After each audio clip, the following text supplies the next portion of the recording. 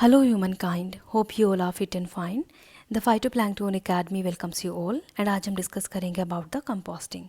Composting solid waste को manage करने का एक तरीका होता है। तो समझते हैं कि सॉलिड वेस्ट क्या है। सॉलिड वेस्ट कुछ भी अनवांटेड या फिर यूज़फुल सब्सटेंस होते हैं जो हमारे घरों से प्रोड्यूस होते हैं, जैसे कि रेजिडेंशियल एरिया से या फिर कमर्शियल और इंडस्ट्रियल एरिया से भी प्रोड्यूस होते हैं।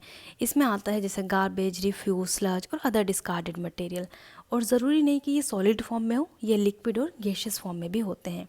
इनके अंदर जैसे कि waste tyres, scrap materials, garbage, appliance, vehicles, oils, empty cans, even construction और डिमोलिशन का जो डेब्रिस होता है वो भी हम सॉलिड वेस्ट के अंदर डालते हैं।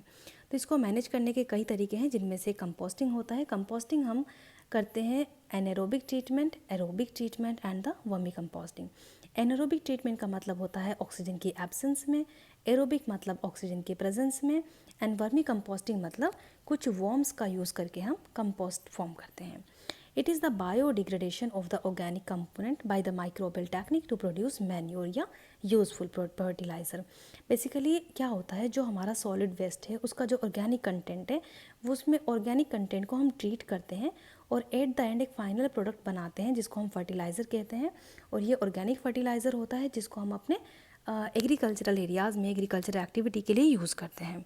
ठीक है, इसके कुछ एडवांटेज होते हैं। फर्स्ट एडवांटेज है मिनिमाइजेशन ऑफ द गैसेस। जैसा कि हम जानते हैं कि जो हमारा सॉलिड वेस्ट है उसके अंदर जो ऑर्गेनिक कंटेंट है वो मॉइस्चर से रिएक्ट करके, एयर से रिएक्ट करके कुछ डिफरेंट गैसेस बनाएगा जो कि हमारे एनवायरनमेंट के लिए हार्मफुल होंगी। तो अगर हम उसको एग्रीकल्चर एरियाज़ में यूज़ करेंगे तो गैसेस मिनिमाइज हो जाएंगी। दूसरा है रिटेनिंग मैक्सिमम न्यूट्रिएंट कंटेंट।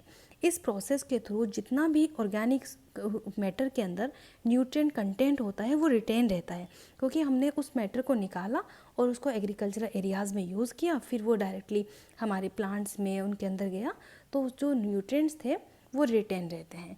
तीसरा है killing harmful pathogen. In process के थ्रू जो भी हार्मफुल पैथोजन उनके अंदर प्रोड्यूस होते हैं वो किल हो जाते हैं। तो समझते हैं हम कैसे करते हैं। इन एरोबिक कंपोस्टिंग के अंदर ऑर्गेनिक मैटर को डिकम्पोज करते हैं in the absence of air. Basically क्या होता है, हम अपनी सॉइल के अंदर एक इस तरीके से गड्ढा खोदेंगे जिसको हम पिट्स बोलते हैं, और इसके अंदर हम सारा जो हमारा ऑर्गेनिक कंटेंट है उसको डाल देंगे। ये पूरा जब यहाँ पे फिल हो जाएगा तो उसके ऊपर हम एक सॉइल की थिक लेयर चढ़ा देते हैं, उसको सॉइल से बंद कर देते हैं। The organic matter may be collected in the pits and covered with a thick layer of soil and left undisturbed for 6 to 8 months। अब 6 से 8 महीने के लिए इसको खाली छोड़ देंगे यहाँ पे। तो यहाँ क्या होगा, जो भी माइक्रो ऑर्गेनिज्म एनएरोबिक कंडीशन में प्रोड्यूस होते हैं, क्योंकि माइक्रो ऑर्गेनिज्म कई तरीके के होते हैं, जो एरोबिक कंडीशन में प्रोड्यूस होते हैं, कुछ एनएरोबिक में प्रोड्यूस होते हैं। तो वो माइक्रो ऑर्गेनिज्म डोमिनेट करेंगे और वो डेवलप करेंगे कुछ intermediate compounds including methane, organic acid, hydrogen sulphide and other substances. Basically जो एनएरोबिक कंडीशन से जो कंपोस्ट फॉर्म होता है वो लो टेम्परेचर पे प्रोड्यूस होता है, और ज़रूरी नहीं कि वो कम्प्लीटली कन्वर्ट हो जाए आपके फर्टिलाइज़र में। उसमें से कुछ एक्यूमुलेटेड सब्सटेंसेस भी, कुछ मासेस और कुछ कंपाउंड्स रह जाते हैं, कि जैसे हमने मिट्टी का कोई गड्ढा खोदा, उसके अंदर जब हमने ये प्रोसेस किया तो बाद में क्या होता है, कुछ सब्सटेंस उसका सारा का सारा मैन्यूर बन जाएगा, लेकिन कुछ नीचे मटेरियल रह जाएगा जो कि अक्यूमुलेटेड या फिर अदर कंपाउंड्स रह जाएंगे। तो पूरा फर्टिलाइज़र में कन्वर्ट होना ज़रूरी नहीं है। ये क्वेश्चन एग्जाम में पूछा गया है कि एनएरोबिक प्रोसेस के अंदर जो कंपाउंड्स हम डालते हैं ऑर्गेनिक मैटर, क्या वो पूरा का पूरा फर्टिलाइज़र में कन्वर्ट हो जाता है? तो आंसर होगा नहीं, इसीलिए मैंने आपको ये बताया है।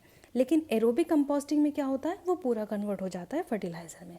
तो समझते हैं, aerobic composting is the process by which organic waste are converted into compost और manure in the presence of air. इसमें हमें गड्ढा खोलने की ज़रूरत नहीं होती और उसको भरने की ज़रूरत नहीं होती। इसको हम एयर के प्रेजेंस में अपने वेस्ट को, जो भी हमारा वो है सॉलिड वेस्ट है, उसके अंदर जो ऑर्गेनिक कंपाउंड्स हैं, कंटेंट है, उसको रखेंगे एयर की प्रेजेंस में, और वहाँ पे ये कंपोस्ट में फॉर्म हो जाएगा विद द एरोबिक एक्टिविटी। जो एरोबिक माइक्रो ऑर्गेनिज्म वहाँ पे होंगे वो रिएक्ट करेंगे और उसको एक बेहतर मैन्योर में कन्वर्ट कर देंगे, जिसको हम अपने फर्टिलाइज़र के लिए यूज़ करेंगे। In this process aerobic micro organism break down the organic matter and produce CO2, NH3, H2O, heat and humus. ये कंपोनेंट्स आपको याद करने हैं, that are relatively stable organic and product. Okay, it was all about the composting. Now you can understand that education is one thing and no one can take away from you.